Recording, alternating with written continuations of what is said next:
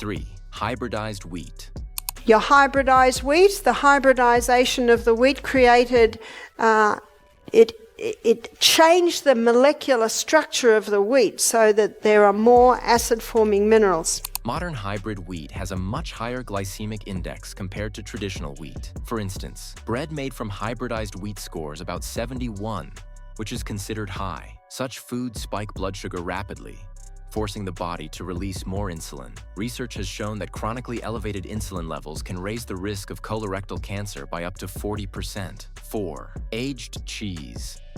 The hybridized wheat, the hybridization of the wheat created a lot more of the acid-forming minerals. Aged cheese, what's the blue in the blue vein cheese? The blue in the blue vein cheese is mold. So the only cheeses that don't sit under that category, the cheeses that have probably a pH of 7 would be your fresh. So that's your cottage, your ricotta. I'm not saying that they are okay, because usually they come from cows who have not been fed right or have chemicals in them. But on the pH scale, they're not as acid. As cheese matures, fermentation raises its acidity. This increase in acidity can upset the body's delicate balance, potentially creating conditions that allow cancer cells to develop and spread more easily. 5. Caffeine. Caffeine, all your caffeine foods and drinks have an acid effect. And of course, caffeine usually comes hand in hand with the sugar, which certainly ups it. And remember our 2.6 Coca-Cola, that's a combination of the caffeine and the sugar. Did you know that Coca-Cola is called Coca-Cola because I think it was in the early part of the 20th century they put cocaine in it. And then they went over to caffeine, which is just as dangerous. Caffeine, commonly consumed through coffee, tea, and energy drinks, can also shift the body toward acidity. High consumption may increase acid levels in the stomach and lower overall pH, giving cancer cells a friendlier environment. Drinking more than 5 cups of coffee daily has even been associated with a higher risk of esophageal cancer. Moderation is key here. Dr. Barbara O'Neill is exposing some surprising truths about the foods that fuel cancer. Do you think this will change your diet choices? Share your views in the comments. And if you're finding this video helpful, don't forget to like, subscribe, and hit the notification bell for more health insights. 6. Alcohol, tobacco, grains, legumes, and nuts. Alcohol has an acid effect, though it's not a food. Tobacco is not a food, but it has an acid effect on the body. All your other grains, other than the list on the alkaline side, all your other legumes, other than lima, lentil and soy, all your other nuts, other than your almonds and Brazil, have an acid effect. Now, to maintain this 6.5 cellular environment, we should be having 70 to 80% alkaline-forming foods and 20 to 30% acid-forming foods. That ratio will maintain this 6.5 environment at the cellular level.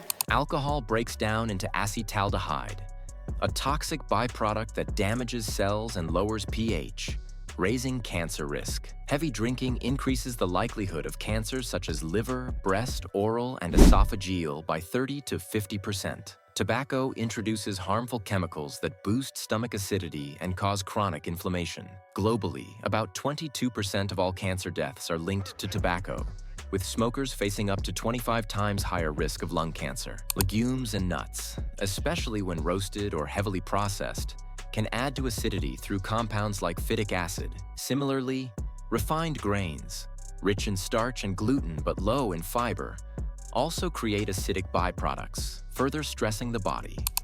Now, to maintain the 6.5 environment at the cellular level, we should be having 20 to 30% acid-forming foods and 70 to 80% alkaline-forming foods.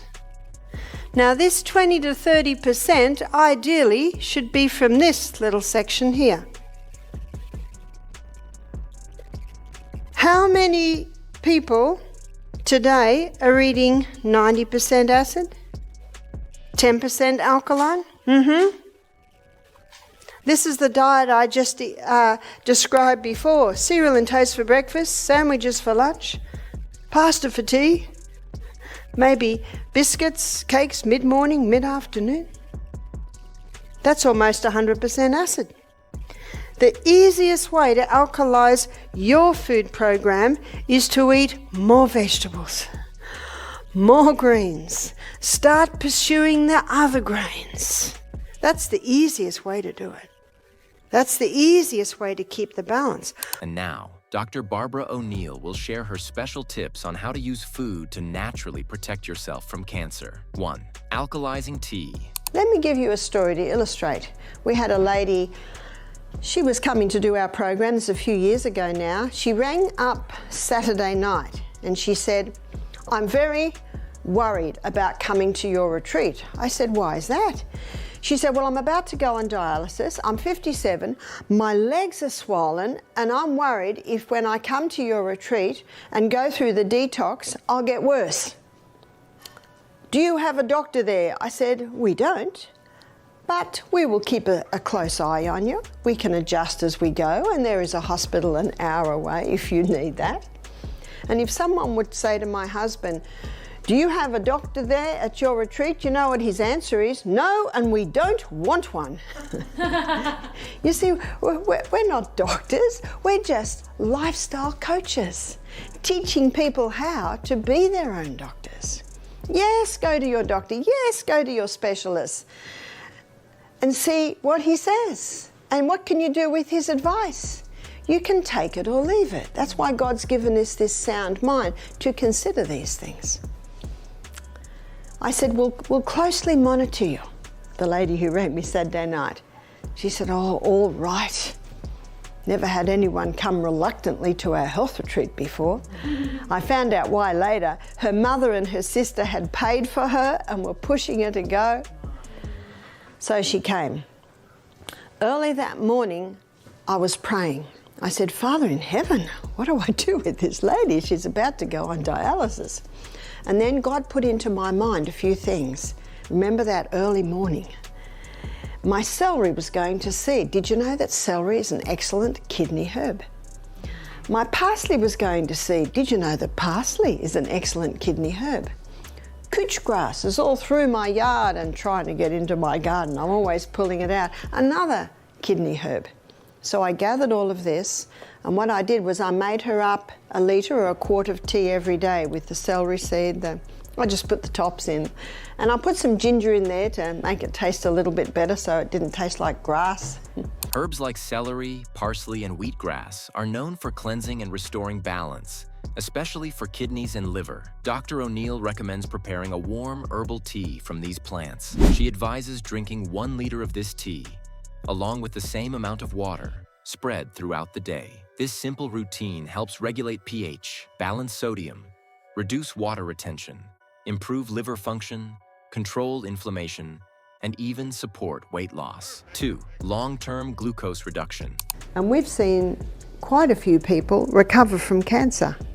And so what we do is we get them to go on the low glucose diet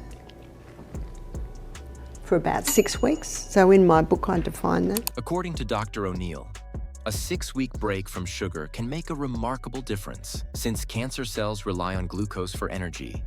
Removing sugar starves them of their fuel, slowing their ability to grow and spread. Cutting sugar also helps stabilize insulin, reduces inflammation, and supports the absorption of key alkaline minerals such as magnesium and potassium, all of which maintain a healthier pH balance inside the body. And there you have it, Dr. Barbara O'Neill's list of the 9 most harmful foods that may feed cancer cells. By reducing or avoiding these, you can empower your body's defenses and take charge of your health. Always remember, food is one of your strongest weapons in the fight for wellness. So ask yourself, what's on my plate? Is it helping me or hurting me? Share your answers in the comments. Thank you for watching.